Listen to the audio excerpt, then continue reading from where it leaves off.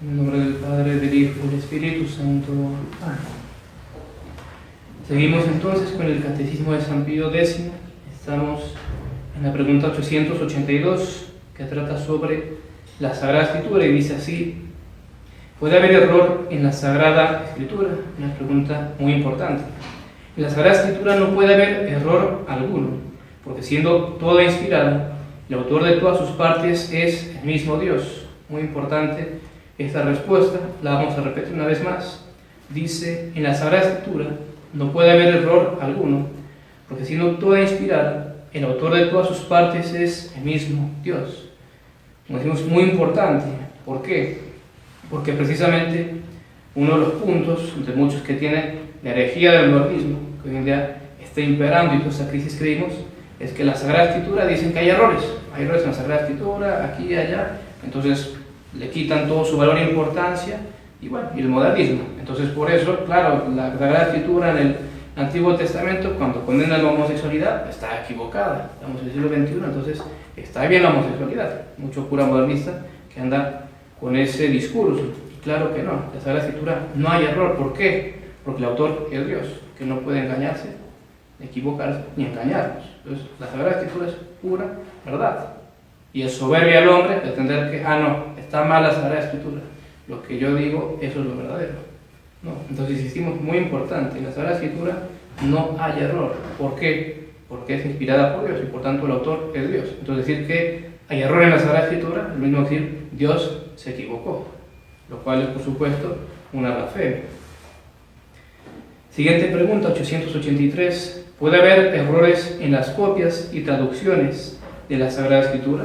Muy interesante y también muy importante. Dice la respuesta: en las copias y traducciones de la Sagrada Escritura puede haber errores, o de los copistas o de los traductores.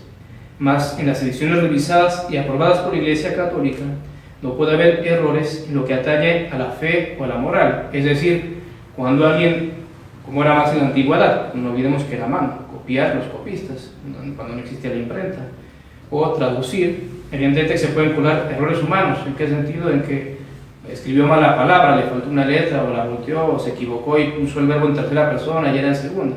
Errores así. Por supuesto que ese error se puede colar, pero no es error de la Sagrada Escritura, es del copista, del traductor. Y por supuesto que en última instancia eso no atañe a la fe o a la moral, por supuesto, porque puede haber una versión aprobada por la Iglesia, que por supuesto no contiene ningún error respecto a la fe o a la moral. Puede haber esos errores que decimos de tipeo, se equivocaron al tipear y pusieron mal, o al revés, o salió una página salteada, hay error en la Sagrada Escritura. Evidentemente que no, el error es del copista, del traductor, la edición. Pero la Sagrada Escritura en cuanto tal, la verdad que transmite, no hay error. No puede haber error porque, insistimos, es el mismo Dios el autor. Y decir que hay error es lo mismo que decir Dios se equivocó, lo cual es una tremenda blasfemia. Siguiente pregunta, también muy importante. Dice: ¿es necesaria a todos los cristianos la lectura de la Biblia? Es decir, ¿es algo necesario para la salvación?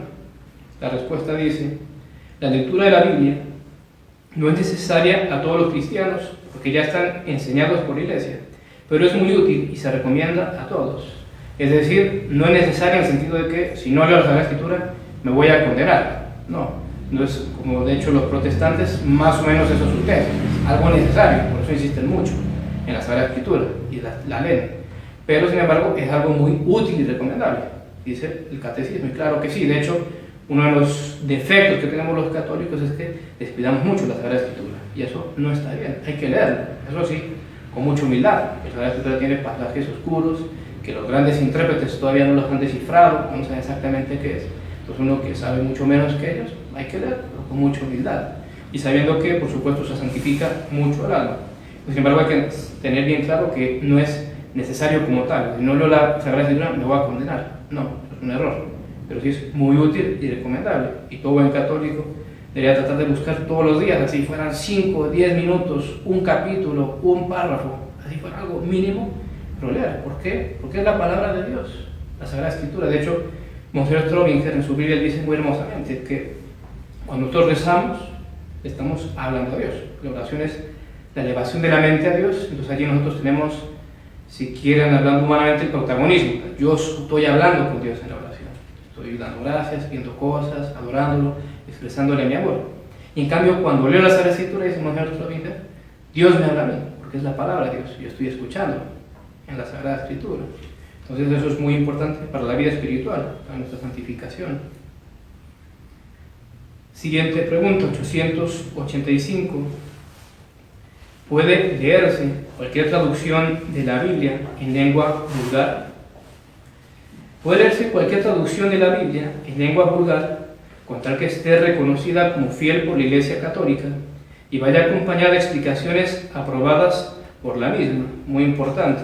Entonces, para que uno pueda leer una traducción de la Biblia en lengua vernácula, es decir, en español, en lo que a nosotros respecta, tiene que tener la aprobación de la Iglesia y tiene que ir acompañada de explicaciones para evitar que uno tal vez caiga en errores. Porque como decimos, la Escritura puede ser oscura, puede haber pasajes donde uno lo puede malinterpretar. Entonces, por eso siempre la Iglesia, en las Biblias que da o aprueba para que lo pueda leer la gente, pone las explicaciones, para que uno entienda el sentido, o no lo vaya a distorsionar.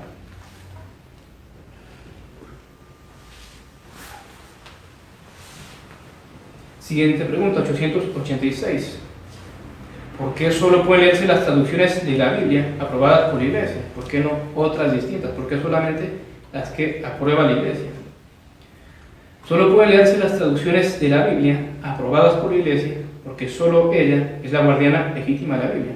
A ella es a quien Dios nuestro Señor entregó el depósito de la fe. Y en el depósito de la fe entra la Sagrada Escritura. Las dos fuentes de las revelaciones, la escrita, la Sagrada Escritura, y la oral, la tradición. Entonces la Biblia, la Sagrada Escritura, cae de lleno en la jurisdicción de la Iglesia, que es la que tiene toda la autoridad, toda la legitimidad para decir: este es el sentido verdadero, esta es una buena traducción, esta sí se puede seguir, esta sí es verdadera. Estos sí son libros inspirados. Entonces, por eso solamente las que están aprobadas por la Iglesia son las que uno puede leer. Y por supuesto, entiendas, siempre decimos aprobadas por la Iglesia antes de todo el desastre que estamos viviendo, porque con todo el modernismo, la crisis del Vaticano II, evidentemente que lo que está aprobado, entre comillas, después uno no puede leerlo, porque ya viene con todos los errores del modernismo, todos los fines ecuménicos para dar a los protestantes. La Biblia de Pablo VI, cuando su Vulgata, por expresarme así, cuando vinieron todos los cambios, que ya empezaron a suprimir cosas con todos los fines del modernismo, etc. Entonces siempre decimos, siempre entiéndase, Biblias aprobadas antes del Concilio Vaticano II, antes de que iniciara, pues expresarme de esta manera, el desastre de la crisis que estamos viviendo. 887, la siguiente pregunta. ¿Por quién podemos conocer el auténtico sentido de las Sagradas Escrituras? El sentir auténtico de las Sagradas Escrituras solo podemos conocerlo por la Iglesia, porque solo la Iglesia no puede errar en su interpretación, por lo que recién decíamos, porque ella es la legítima guardiana de las Sagradas Escrituras, el depósito de la fe. Entonces la Iglesia es la única que puede decir con definición infalible: esta parte de la Sagrada Escritura significa esto, esta es su interpretación correcta.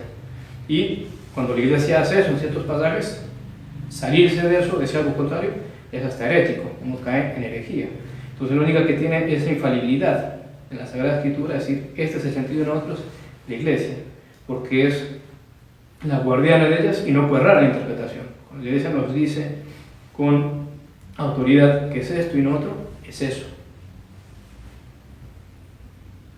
Pregunta 888, muy interesante, dice: ¿qué debe hacer el cristiano, el católico, a quien le ofrece una Biblia a algún protestante o emisario de los protestantes? El cristiano o católico, a quien le ofrece una Biblia a algún protestante o emisario de los protestantes, debe rechazarla con horror, dice el catecismo. No es muy ecuménico que digamos. Debe rechazarla con horror, como prohibida por la Iglesia. Y si la hubiese recibido sin darse cuenta, debería inmediatamente arrojar a las llamas, lo que dice el catecismo. Ningún escrúpulo, tengo una Biblia protestante, la tiro al fuego. O entregarla a su párroco, el sacerdote, para que él haga en todo caso lo mismo. Entonces es muy interesante. Uno tiene una Biblia protestante, dice rechazarla con horror si se la quieren entregar. ¿Y por qué no las puede recibir uno? ¿Por qué están prohibidas por la Iglesia? Porque no vemos que los protestantes, las Sagradas Escrituras que tienen, están modificadas. De hecho, esa es la siguiente pregunta, 889, y última de hoy, dice así: ¿Por qué la Iglesia prohíbe las Biblias protestantes? La Iglesia prohíbe las Biblias protestantes porque o están alteradas y contienen errores, una Biblia de los protestantes quitan y ponen los libros al gusto de cada uno, con la libre interpretación, da para que uno haga lo que quiera. Entre las que suelen negar o no aceptar está la epístola del apóstol Santiago, por supuesto, porque le pega a la raíz de la doctrina luterana, que la fe sola salva, y Santiago dice la fe sin obras es muerta. Entonces, solución fácil, no está inspirado por Dios. Eso no es Sagrada Escritura. Y no, eso es también Sagrada Escritura. Y además llegan, por supuesto, muchos otros libros, los llamados deuterocanónicos, que son los que no están en hebreo, los que no aceptan los judíos tampoco.